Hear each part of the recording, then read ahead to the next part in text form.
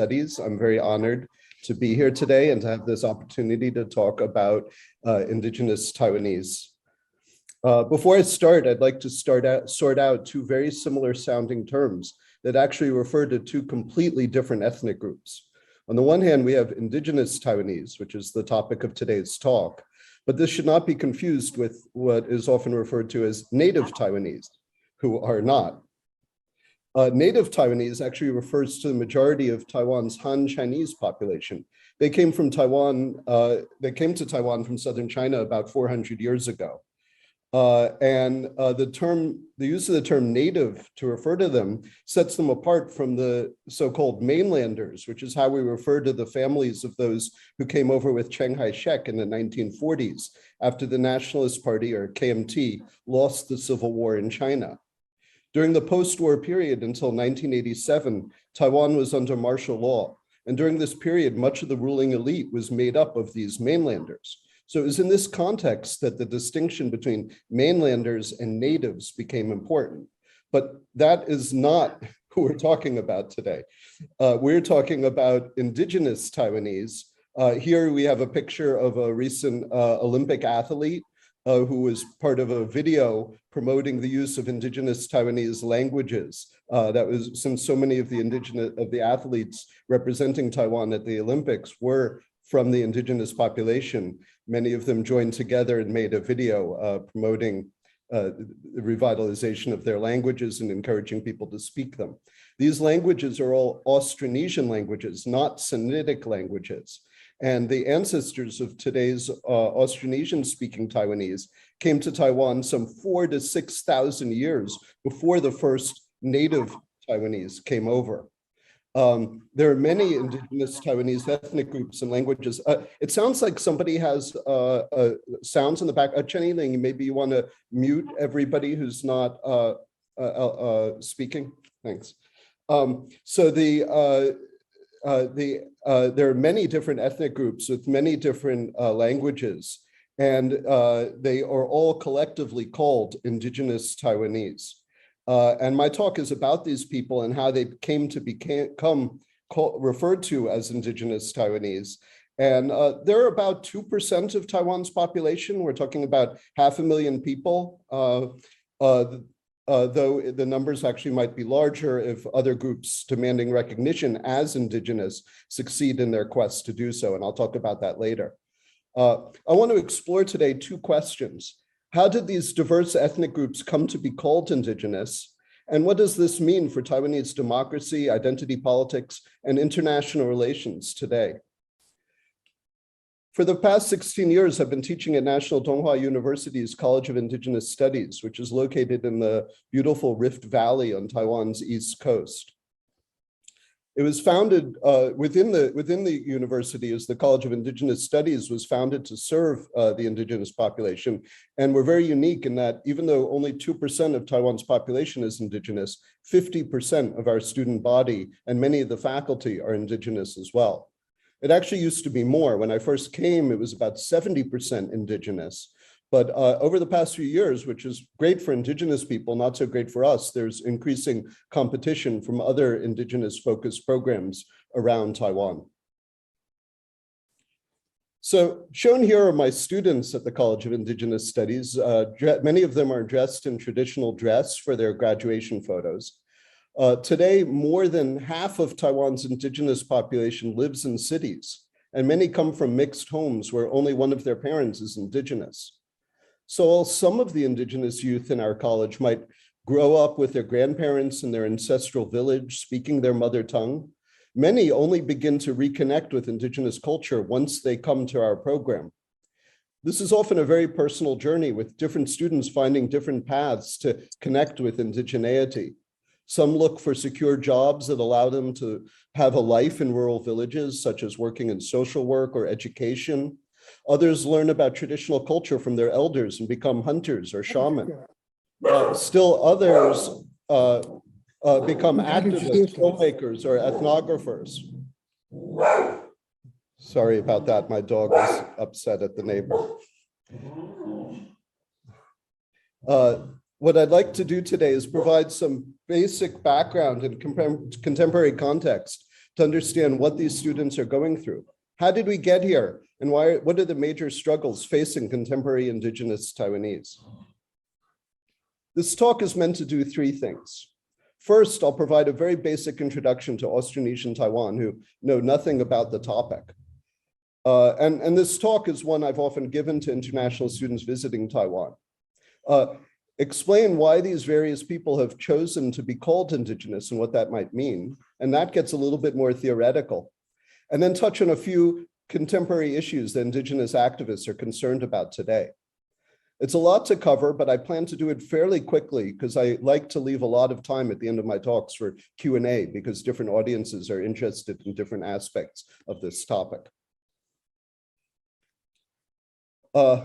When I start, I'm going to look briefly at the prehistory of Austronesian Taiwan. I'm not an archaeologist, but the archaeological, linguistic, and genetic data that describe who the Austronesian people in Taiwan are has become very important for contemporary political discussions about this. In the second part of the talk, I'll jump ahead a few thousand years and talk about contemporary politics directly, talking about the adoption of the term indigenous and looking at contemporary political issues. But because I'm doing it this way, it means that I'm skipping over a few thousand years of history. I'll be jumping right to the 1990s when martial law ended, and thus skipping most of the martial law period, the earlier Japanese colonial period, the earlier Dutch colonial period. You know, there's just not time to go over the entire history of Indigenous Taiwanese. So if anybody's interested about any of those topics, feel free to bring it up during the Q&A period. The reason for starting with the post-martial law period is that during the martial law era, it was forbidden to talk about local identities. Everybody was told that they were Chinese. So it was really only in the 1990s that big people began to be able to talk about being indigenous and about local identities openly in Taiwan in the way that they do now. So starting at the very beginning, we are here looking at some artifacts that were found in the 1950s near Danshui in what's called the Dabengeng archaeological site. These pottery fragments are between 5,000 and 6,000 years old and seem to be the first evidence of Austronesian culture that appeared abruptly around that time and quickly spread around the rest of the island, and as well as the smaller islands such as Penghu. There are older cultures recorded in Taiwan, such as 2015, they discovered Zhuozheng Man, which is about 20 to 30,000 years old. And there's Jiangbin culture, which is about 5 to 15,000 years old, which was found in the 1960s. These cultures, whoever they were, are believed to have been replaced by the Austronesian settlers who came 4,000 to 6,000 years old, 4,000 to 6,000 years ago. And in fact, there are even earlier pre-humanoid remains that have been found in Penghu. But like I said, none of these earlier settlers are believed to be connected to today's Austronesian speaking peoples. So I've mentioned the Austronesian language a few times. The Austronesian language is believed to have largely spread from Taiwan to the Philippines and from there to be dispersed across the islands of the Pacific and Indian Oceans, as far east as Hawaii, as far west as Madagascar, as far south as New Zealand. Much of the spread that happened took place between 1200 BC and 1200 AD. Some of those migrations were quite recent. But also, recent research has cast doubt on a simplistic out of Taiwan hypothesis. Migration may have also come through Southeast Asia, and migration was never unidirectional. People weren't just leaving, they were trading, they were going back and forth, they were moving in multiple different directions. So this kind of map that you often see really doesn't do justice to what some people have described as something more like ripples in a pond than a simple one-way migration. For us, we think of the ocean as an obstacle, but for the Austronesian peoples, the ocean was a superhighway. It was possible for them to navigate it very easily with their knowledge of vegetation, birds, stars. Some of them had even maps made out of ropes on boards.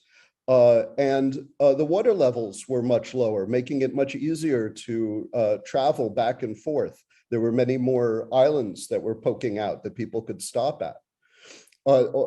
They did not have this outrigger. In the picture, you see an outrigger on the side of the canoe. This did not exist when they first came to Taiwan, and Indigenous Taiwanese don't use outriggers. But after they went to the Philippines,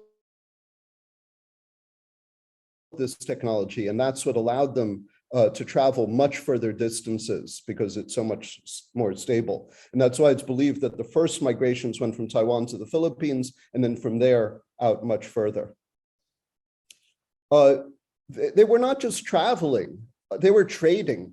There's evidence of Taiwanese jade, carved jade from Taiwan, 3,000 years ago, found in Papua New Guinea and in Southeast Asia. So this was an extensive trading network with cultural exchange going back and forth. People talk about today as the age of globalization, but the Austronesians were very globalized 4,000 years ago. Some of the evidence for these migrations is from linguistics. We can see a lot of similarities in the languages across the Pacific. I once had the opportunity to witness Maori speakers come and train Amis speakers here in Taiwan how to speak Maori. And many of the words were the same, and people were so delighted that, for instance, mata, which is the word for eye, is the same word in both New Zealand and in many indigenous languages in Taiwan.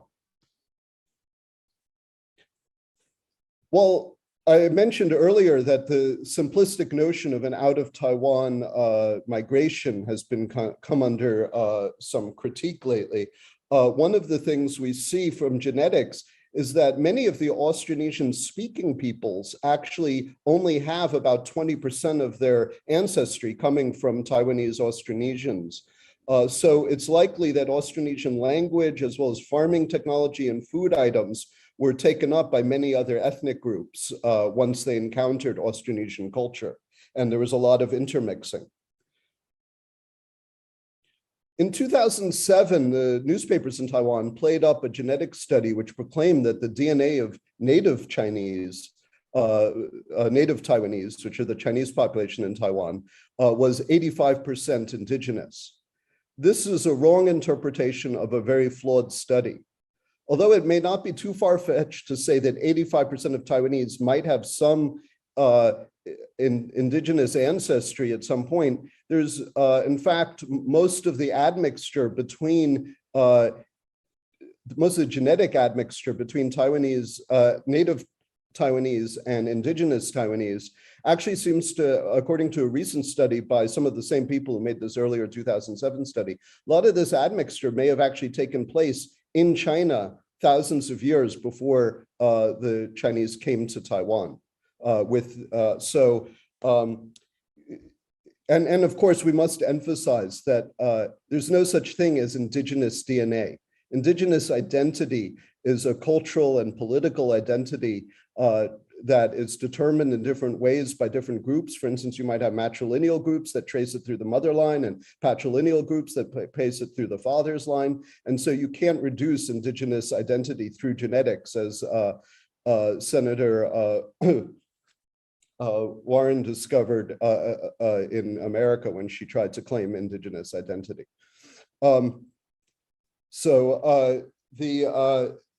The interesting thing about this claim that 85% of Taiwanese are indigenous, even though it's not true, is that it shows a marked shift in Taiwanese identities. Up until quite recently, indigenous people were looked down upon. They were referred to with derogatory terms. And you can even go back far enough, you can find cookbooks describing how to make medicine using the corpses of dead indigenous people. So the fact that indigenous people are now claiming and embracing their indigenous identity is a remarkable shift.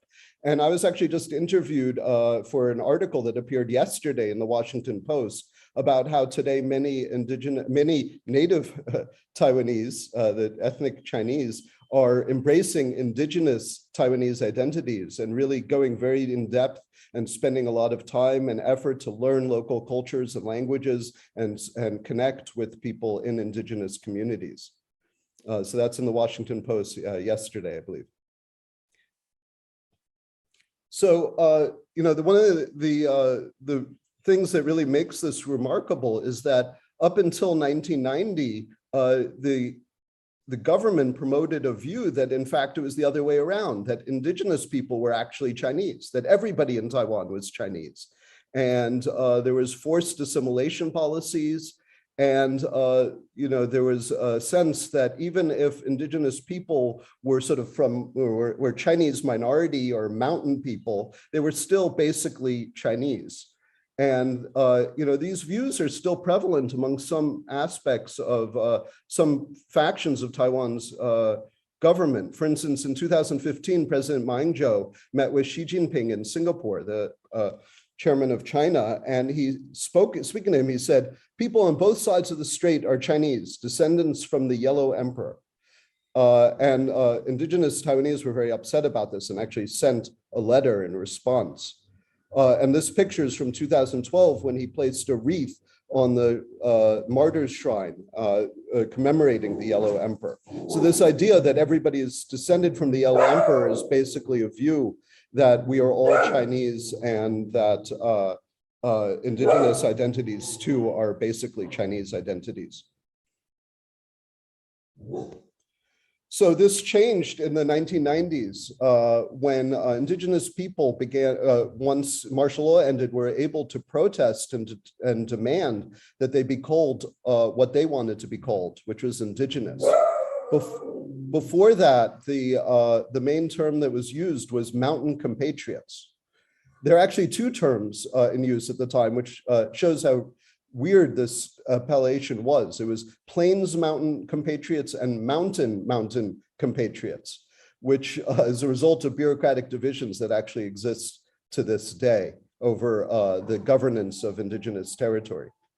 It was around this time, though, in the 1990s, and this is also how I got involved in this research. I first came to Taiwan to study Chinese in 1991, and I saw these protests for myself.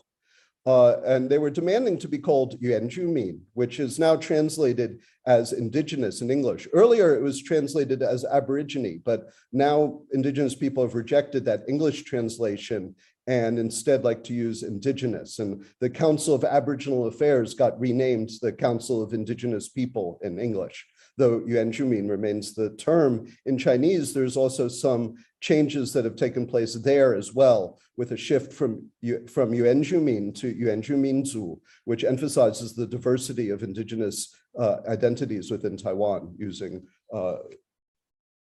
multiple ethnicities under the concept of indigenous.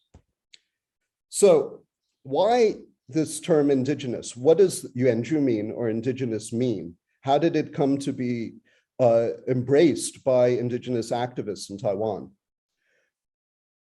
Important to understand this is that is the UN Declaration of the Rights of Indigenous People. Even though it was only officially voted on by the UN in 2007, earlier drafts, as well as a similar document by the International Labor Organization, have been circulating since the 1980s. These documents emerged out of the indigenous rights movement in North America, but groups all over the world soon signed on to it. So we have a question: how is it that groups all over the world, Maori, Inuit, Native Hawaiians, people in the Yanomamo in Latin America, it's different indigenous groups in Taiwan, how did they all transcend their own indigenous ethnic identity and embrace this term that encompassed all of these people all around the world? And part of it was a process of decolonization. These groups had all been victims of colonization. Their land, their language, and their culture had been taken from them by colonization. And even after the great era of colonialism ended after World War II, many of these peoples were still victims of internal colonization within their own countries. And so they saw an international alliance with other similar groups as a way to get some of these basic rights over their land, culture, and language. And so they embraced the term indigenous as part of a global struggle to get these rights. So, hold on a second, sorry. Sophie. Sorry about that. I don't know, something must be very upsetting her today. The scholar Patrick Wolf makes a very interesting argument about indigeneity, and he does it by comparing Blackness and indigeneity in the United States.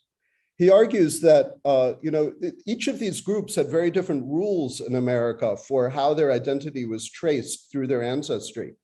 Black people were Black if just 1 out of 8 ancestors was Black, the so-called one-drop rule.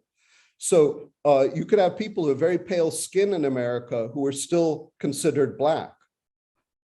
However, indigenous people were judged by very different rules. If you were just half white, you were often considered white and not indigenous. So how did this happen? Why were the rules over who gets determined to be Black and who gets determined to be indigenous come to be so different? And what Patrick Wolf argues is that the difference is what was being exploited. With Black people, it was their labor that was being exploited. And so you wanted to have more laborers. So having more people defined as Black through the one-drop rule allowed them to do that. And of course, the rape of slaves to produce more slaves was only possible because of the one-drop rule. However, with indigenous people, what they wanted to exploit was not their labor, but their land. And the indigenous peoples in the United States had made treaties with the government saying that certain lands belong to indigenous people. So if indigenous people stopped being indigenous because they were now white, then that land was no longer sovereign territory of indigenous people and thus could be colonized. So we see how these kind of colonial relations shaped definitions of ethnicity. And we have something similar in Taiwan when after the 1950s and the KMT lost the civil war in China and they came to Taiwan, many of the retired soldiers were settled in indigenous territories in Taiwan, and many married indigenous wives. And according to the rules at that time, your ethnicity in Taiwan was determined by the ethnicity of your father. So many Taiwanese indigenous people, even if they came from a matrilineal Amis ethnic group, they were determined to be mainlanders, not indigenous or Amis, because of this patrilineal rule that existed. Now, after the end of martial law, this rule was abandoned, and now today, indigenous people can now choose whether they want to adopt their father or their mother's identity. And in fact, there was just a very complicated Supreme Court decision in Taiwan about whether or not having adopted a Han name would prevent people from such mixed marriages from adopting indigenous identity, and it was determined that it would not.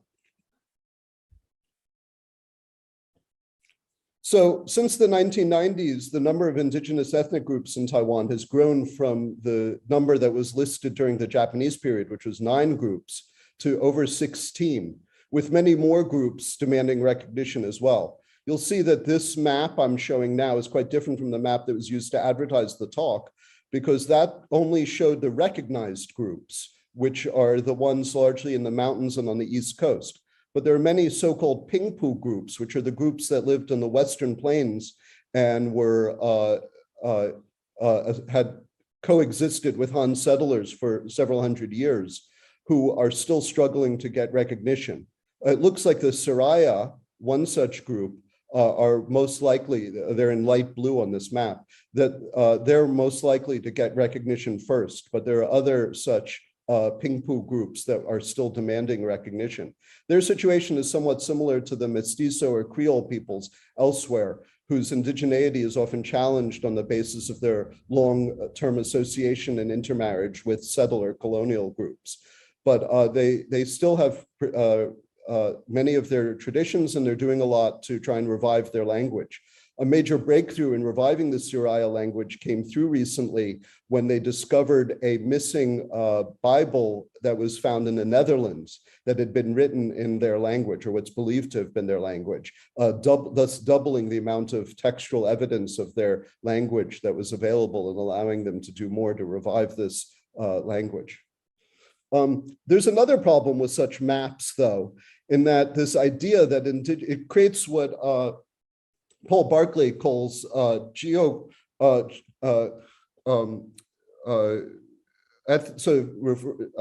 forgetting the term, but these kind of notions that these ethnic groups are bounded entities that exist in a particular geographic location is a very kind of colonial concept, and doesn't, geobodies, that's what he calls it. So that this idea of geobodies is a very colonial concept and doesn't really relate to how indigenous people really live their lives, which is much more fluid with migration and movement between areas and even intermarriage. And so a lot of people are, very critical of these concepts, though it does tie in some ways with fights over indigenous land and territory and sovereignty, which we'll talk about later. So one of the things I've been mentioning several times throughout my talk is that this recognition of indigenous identity really only emerged after the end of martial law in 1987 and with the indigenous rights movement in the 1990s. Now, this is the same time that Taiwanese independence movements and Taiwanese nationalist movements came to the fore.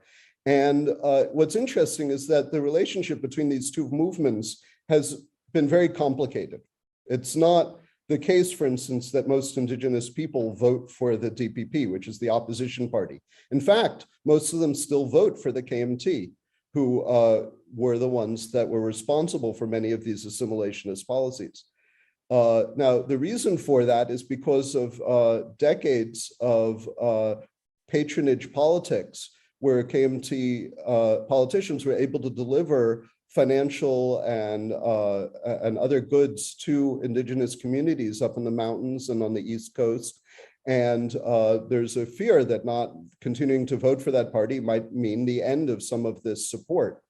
And though we see now that younger and more urban indigenous leaders are starting to change their political allegiance. To give one example, too, of how the DPP itself has often failed to adopt the kind of language that might win over indigenous voters, we can look back to after a typhoon in 2004 destroyed some indigenous mountain villages through mudslides. Then Vice President Annette Lu suggested that indigenous communities that didn't want to relocate to the plains should move to Central America. So there's still a lot of resentment and mistrust between indigenous people and the native Taiwanese. And also, historically, native Taiwanese and indigenous groups struggled over territory and land. So even though the mainlander policies were not very favorable towards them, they were still seen as sort of allies in local struggles between indigenous and native populations. So, but the DPP, the opposition party, has embraced indigenous identities in many ways as a way of promoting a different vision of Taiwan, one that is separate from Chinese identities that have been promoted by the KMT. So in year 2000, when Chen Shui-bian became the first non-KMT president in Taiwan's history, he invited the indigenous singer Ame to sing the national anthem. Now, her doing that actually cost her financially. She had lucrative sponsorship contracts with Pepsi and other companies in China, all of which were canceled when she was seen singing the Taiwanese national anthem. But this is one way in which indigenous identities are often embraced by the DPP. The Taiwanese government has also been happy to use indigenous and/or Austronesian connection to promote itself on the international stage. So Taiwan has occasionally been able to have observer status at the United Nations via participation in indigenous groups. And the Austronesian connection is often used to played up when it's been useful for international trade partnerships, such as with New Zealand. And just recently, Taiwan helped found the Indigenous Peoples Economic and Trade Cooperation Arrangement, which along with New Zealand, Canada, and Australia is promoting direct indigenous to indigenous relationships between those countries. And current DPP President Tsai Ing-wen often played up her own indigenous ancestry. Her paternal grandmother was Paiwan. And this is from her first election, which she lost, but one of the campaign ads for that, and she would have shown different versions of these posters in different indigenous communities where she's dressed in the traditional ethnic garb of each of those communities. Now, in America, such actions might be seen as appropriation and viewed as offensive, but in Taiwan, they're often seen as a gesture of respect, since many of these traditional outfits and cultures were banned by the government. The fact that a government official is willing to embrace them is seen as a positive sign. After she was elected finally in 2016, Tsai Ing-wen, within her first year in office, made an apology to the indigenous peoples of Taiwan for the history of Chinese colonialism. Despite some of these measures that have been taken, indigenous people still feel kind of cheated by Tsai Ing-wen's policies.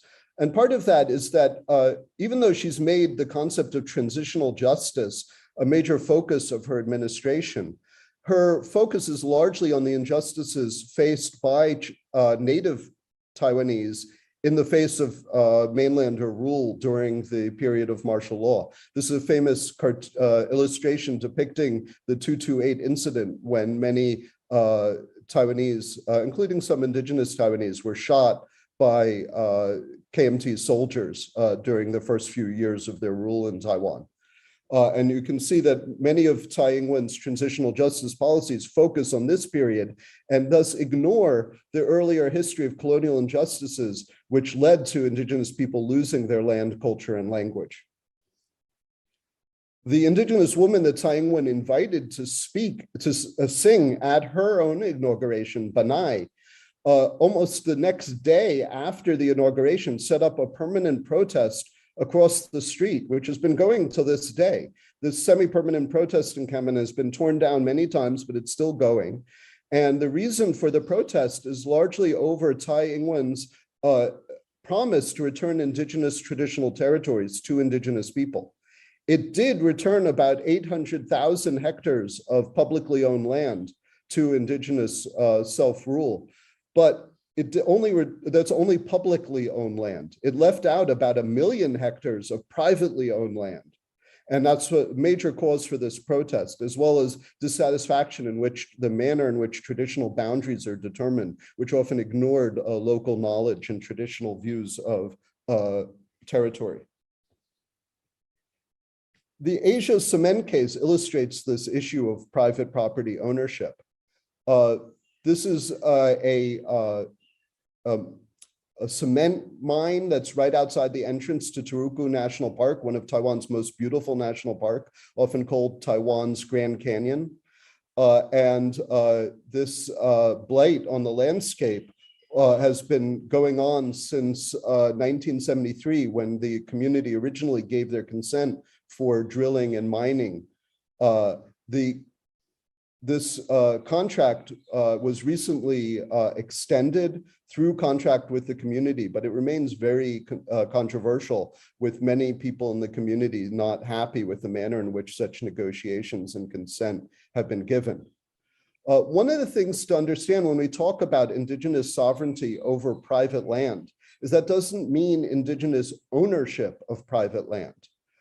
Just like if you are living in the United States and your house is the sovereign territory of the US government, doesn't mean the US government owns your land. It means that the US government gets to make decisions about things like water policy and garbage disposal and who can have a march down the main street. But your land is still your land. And this is the case in America too. It was in 2020, just 2 years ago, and the last case one of the last cases Judge Ruth Bader Ginsburg voted on was a Supreme Court decision over the sovereignty of nearly half the land in Oklahoma. in which it was determined that indigenous people still had that sovereignty. And if you want to know more about that case and about the issues of sovereignty over land involved in that case, I highly recommend a podcast by Rebecca Nagel, which is called This Land. So when Chen Shui-bian was president, the DPP only controlled the presidency, not the legislature. This is not the case now, where they control both bodies. But this led to a lot of very symbolic initiatives. One of these was the passing of something called Indigenous Basic Law, which tried to bring Taiwan in compliance with the UN Declaration of Indigenous Rights. The problem is that they never had the authority to change any of the existing laws that also governed things like land, education, culture, to make the existing Taiwanese laws align with Indigenous Basic Law. And so Taiwan now has these kind of symbolic Indigenous Basic Laws, which contradict many of the existing laws. And so we have a lot of controversies and a lot of protests demanding that the two be reconciled.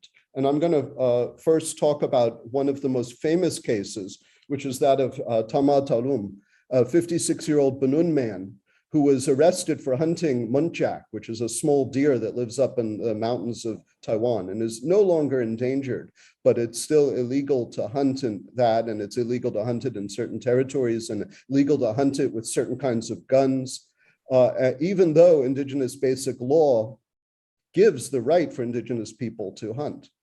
And this case, he was arrested in 2013, was initially sentenced to 3 years in prison, was released, but the case has gone on for nearly a decade until March of this year. A special constitutional court met to try and decide this issue over which law would govern his case. And they largely punted on that issue, avoiding any of the thorny issues about whether basic law or existing law should be given priority. Though later, President Tsai Ing-wen did pardon him. So anthropologist Scott Simon has pointed out that existing laws make actual hunting quite difficult, banning the use of store-bought firearms, banning the hunting in national parks, banning trapping, which is how most hunting is done, even though the basic law states that Indigenous persons may undertake the hunting of wild animals. It's possible to get permits, but the procedures are cumbersome and don't conform to traditional hunting practices, which might determine the day you hunt based on whether birds are flying on one side of the trail or the other. And also, hunting is not just a matter of getting protein. For Indigenous people, hunting is central to their culture. It's tied up with notions of Gaga or Gaia amongst the Tayal and Sidik, which can be thought of as rules for how to properly live your life, and associated with rituals of becoming a man. So by way of conclusion, I'd like to draw on an issue of language, which is an issue that I work on in my own research. I mentioned earlier, I've seen Maori come to Taiwan to teach how the Maori have promoted language teaching in New Zealand. And I work with Indigenous people who've been trying to adopt some of those approaches here. The success, though, of the Maori language education policy does not just lie in their teaching techniques. It also lies in the fact that Maori people have sovereignty over their culture, which is very different from Taiwan. The 1840 Treaty of Waitangi in New Zealand between the Maori and the English was revived as a living document in 1984 when the Supreme Court declared that the government still needed to abide by it. And at the same time, the treaty's clauses relating to Maori possessions were expanded to include non-material possessions, such as the Maori language. This meant that Maori have considerable latitude in determining their own education and cultural policies, something still lacked by Taiwan's indigenous ethnic groups. Lately, Taiwan has seen some growth in what have been called experimental schools. These are schools that originally were created under a law that was allowed for things like Montessori education, but Indigenous people appropriated this law to try and promote Indigenous education.